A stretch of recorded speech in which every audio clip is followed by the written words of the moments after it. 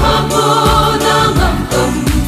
manintang sumilip ang kwanay Buwan polinyil Kanin malongga Awang tiamilo Ragbiu ng tampo hai se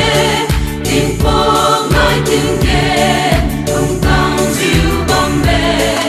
Nang diuin darang Hai mi bohina Tam tang diu aliu tupi Tatui kai Ragbiu chang tu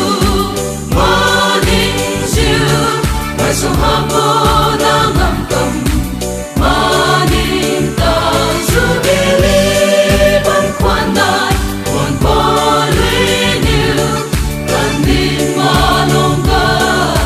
Awang tiamilo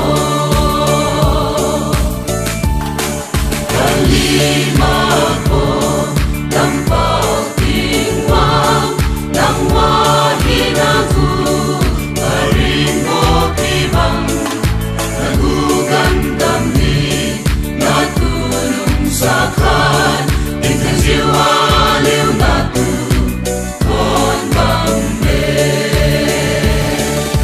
Rakil chang tu Morning dew Mai song hapon